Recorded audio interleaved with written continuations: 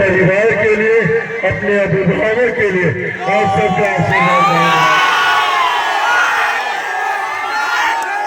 आप ये मानकर चलिए कि ये मेरे परिवार की सीट है। आप ये मानकर चलिए कि यहाँ से चिराग पासवान खुद चुनाव लड़ रहा है।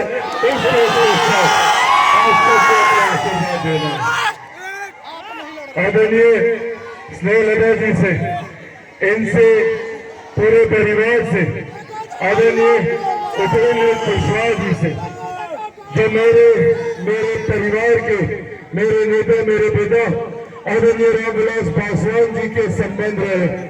उन्होंने हमेशा आदरणीय उपेंद्र कुशवाहा जी को अपने छोटे भाई की तरह माना और मेरे नेता, मेरे पिता आदरणीय रामविलास पासवान जी ने मुझे भी हमेशा संस्कारों में यही सिखाया कि वो उनके छोटे भाई के समान है, तो मेरे लिए वो पिता तुल्य है। और मैंने भी हमेशा उनसे यही प्यार, यही सम्मान, यही स्नेह। ऐसे में आज जब आदरणीय स्नेहलता जी यहाँ से चुनाव लड़ रही है, तो ये जिम्मेदारी अब हम सब की बनती है। और मैं सासाराम की महान जनता से बस यही आग्रह करने आया हूँ, क्योंकि हम लोग पिछले 20-22 दिन से चुनाव प्रचार कर रहे हैं और 20-22 दिन में एक बात तय है। और कल जब मतदान हुए तो मतदान के बाद भी एक बात तय है, एक बात स्पष्ट है कि आगामी 14 तारीख के बाद बिहार में एक बार फिर से एनडीए की सरकार बनने जा रही है। इसमें कोई संदेह नहीं। तो जब एनडीए की सरकार बनने जा रही है ना भैया, संदेह है कोई इसमें? ना। तो जब एनडीए की सरकार बनने जा रही है, केंद्र में मेरे प्रधानमंत्री नरेंद्र मोदी जी की सरकार ये है, तो उसके बाद अब हमको बताइए, इस डबल इंजन की सरकार में जरूरी है सासाराम विधानसभा से जो भी विधायक यहाँ का प्रतिनिधित्व बिहार की विधानसभा में करे, वो मुख्य धारा के विधायक होने चाहिए, वो सत्ताधारी गठबंधन के विधायक होने चाहिए, वो एनडीए के विधायक होने चाहिए, वो राष्ट्रीय लोक मोर्चा के विधायक होने चाहिए। विधायक के रूप में मेरी आदरणीय स्नेहलता जी वहां से होनी चाहिए। ये अब जिम्मेदारी आप सबके ऊपर। साथियों, जब ये जीत कर जाएंगे तो सही मायनों में मुख्यमंत्री नीतीश कुमार जी के साथ आप लोगों की समस्या का समाधान करा पाएंगी, सासाराम को एक विकसित विधानसभा बना पाएंगी। जब ये जीत कर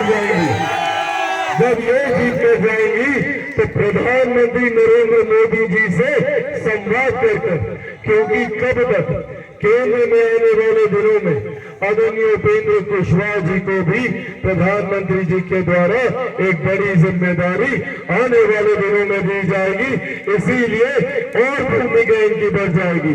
तो ऐसे में जब ये जीतेंगी तो केंद्र सरकार की भी योजना है और हम तो इनके बेटे समान है। हमको कभी भी पकड़ के बोलेंगे कि भैया खोलो यहाँ पे खाद्य प्रसंस्करण का उद्योग, तो जितनी जितनी जगह ये बोलेंगी उतनी जगह खाद्य प्रसंस्करण के भी उद्योग अगर कोई खुला पाएंगी तो वो स्नेहलता जी ही खुलवा पाएंगी। इसीलिए साथियों, अब ये आग्रह करने आया हूँ कि विपक्ष के लोग नहीं आएंगे, महागठबंधन वाले भी आएंगे, बड़ी बड़ी बातें करेंगे, तो पूछेगा उनसे 15 साल दिए थे बिहार की जनता ने उन्हें, क्या किया उन्होंने 15 साल में बिहार को बर्बाद करके बदहाली की कगार पे छोड़ने का काम किया। आज ये लोग हम लोग को जात पात धर्म मजहब में बांटकर अपनी राजनीतिक रोटियां सेकते हैं और हम लोगों को धूप गर्मी धूल मिट्टी बरसात बारिश में छोड़ देते हैं। आज इन लोगों की वजह से बिहारियों को जात पात में बांटा जाता है, सीने पर तमगे की तरह समीकरण की बात करते हैं। क्या है भैया नई समीकरण? इनमें पूरी तरीके से सांप्रदायिकता है, इनमें सांप्रदायिकता में बांटने का प्रयास है, जिसको उन्होंने सिर्फ वोट बैंक बना के रखा और वही में सिर्फ एक परिवार को मिलने वाला लाभ। अगर मुख्यमंत्री बनेंगे तो वो स्वयं खुद बनेंगे लालू जी, अगर जेल जाएंगे अगर जोड़ जाएंगे तो उनकी अर्धांगिनी मुख्यमंत्री बनेगी, अगर अगली पीढ़ी आएगी तो उनका बेटा मुख्यमंत्री बनेगा, और अगर सांसद बनने की बात आएगी तो उनकी बेटियां सांसद बनेगी। भाई में कोई दूसरा भाई नहीं है, कोई दूसरा गरीब यादव इन लोगों को नहीं दिखता। वही मेरा भी भाई समीकरण है, पर मेरे एम में मेरी महिलाएं हैं तो मेरे भाई में मेरे तमाम युवा साथी हैं।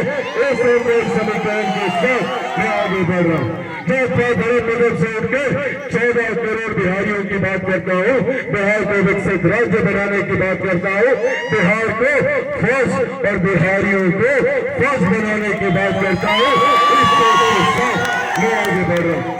ऐसे में हमारी केंद्र सरकार भी जात पात धर्म मदद से उठकर सबका साथ, सबका विकास, सबका विश्वास, सबके प्रयास की सोच के साथ आगे बढ़ रही है। और यही कारण है कि हमारी गरीब कल्याण की योजनाओं की वजह से पिछले 11 साल में 25 करोड़ से ज्यादा लोग गरीबी रेखा से बाहर निकले।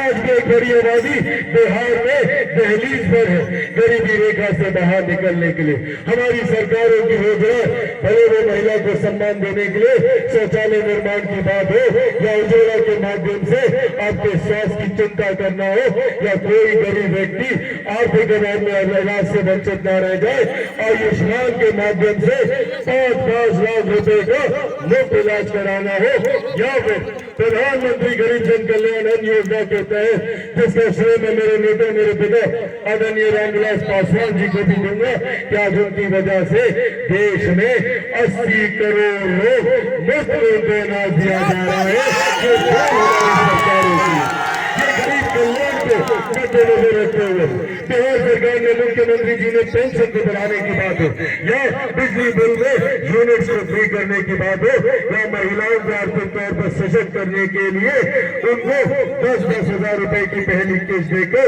उनको उद्यमी बनाने की बात हो। आज उनको पहली किस्त 10 हजार की दी गई है। व्यवसाय स्थापित करने के लिए अगली किस्त में 2 लाख रुपए दिए जाएंगे। इस सोच के साथ मेरी सरकार आगे बढ़ने का काम कर रही है, पर उन सोच को, इन तमाम व्यवस्था को बरकरार रखने के लिए जरूरी है एनडीए की डबल इंजन की सरकार को मजबूती मिलना, और उससे ज्यादा जरूरी है सासाराम का प्रतिनिधित्व एक ऐसी महिला करे जो सही में इस व्यवस्था को सुचारू रूप से आगे लेकर जा सकती है।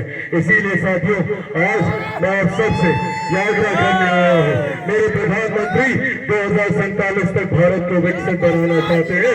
भारत विकसित